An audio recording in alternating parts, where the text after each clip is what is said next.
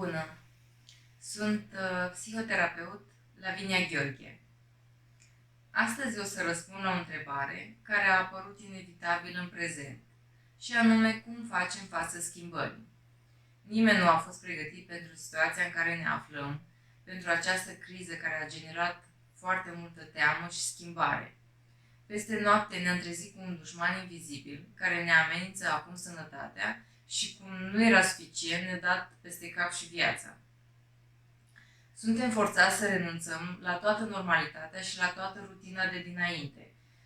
De exemplu, dacă înainte vorbele tăioase ale unui coleg de serviciu erau sfârșitul lumii, acum ele sunt lucruri mărunte, comparativ cu amenințarea vieții și a sănătății noastre. Lumea s-a schimbat, la fel s-au schimbat și prioritățile noastre. Astfel, suntem obligați să răspundem la întrebarea cum facem față schimbării. În primul rând, trebuie să acceptăm schimbarea. Acesta este cel mai important cuvânt, să acceptăm. Important este să îți dai seama că lucrurile sunt și vor fi altfel de acum, înainte. Libertatea de mișcare, socializarea față în față și alte lucruri care îți dădeau o stare de bine în trecut vor fi o perioadă imposibile. Este normal să simți frustrare, să te enervezi și uneori să simți că nu mai poți. Sunt sentimente pe care toți le trăim, chiar și persoanele care înainte socializau foarte puțin. Este important să știi că tot ceea ce simți este normal, probabil așa simt și ceilalți din jurul tău. Am structurat 4 pași simpli pe care putem să-i facem acum, pași care înlocuiesc metodele vechi de a ne elibera de stres. Primul pas este autodisciplina.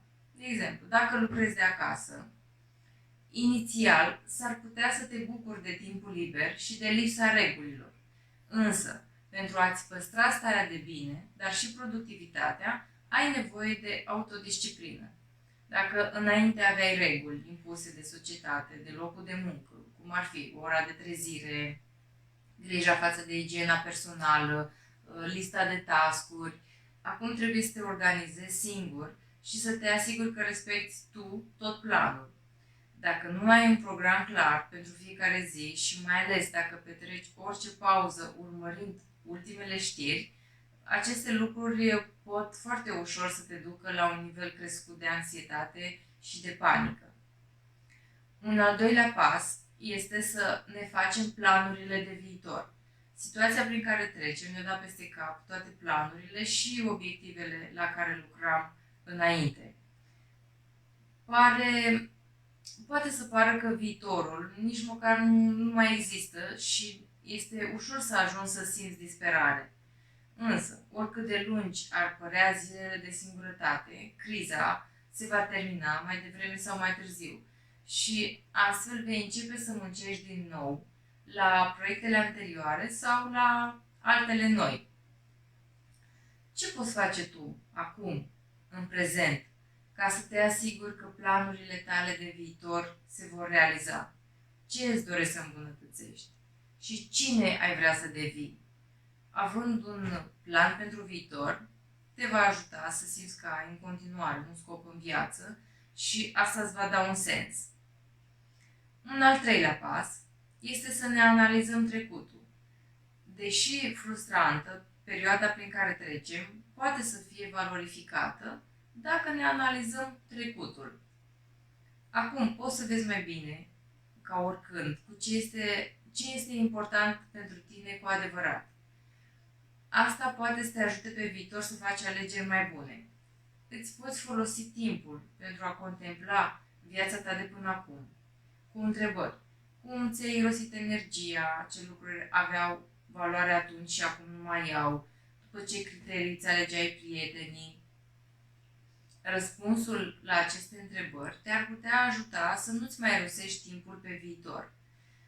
Situațiile de criză ne ajută să descoperim resursele pe care nici nu știam că le avem. Tocmai pentru că suntem puși în situații dificile și suntem obligați să ne descurcăm. Nu mai este o alegere și nici nu mai putem chema pe altcineva să ne rezolve problemele. Momentul de criză va trece, iar resursele și abilitățile pe care le-am descoperit vor rămâne active, vor rămâne ale noastre. Un al patrulea pas este atenția la relația de cuplu. Statul în casă și nesiguranța te pot face irascibil, morocănos, intolerant cu partenerul și este firesc să simți așa în contextul dat. Dar deteriorarea relației de cuplu poate să-ți aducă și mai mult stres și nemulțumire. De aceea este important să te străduiești, să fii indulgent, să înțelegi că și celălalt este la fel de stresat ca și tine. Este nevoie de mai multă înțelegere decât de obicei. Astfel, în prezent, menținerea relației este un obiectiv în sine. Cu acești pași sau atitudini, îți poți îmbogăți starea emoțională prezentă și poți depăși mai ușor această situație. Sper să vă fie de folos cei 4 pași și vă doresc succes!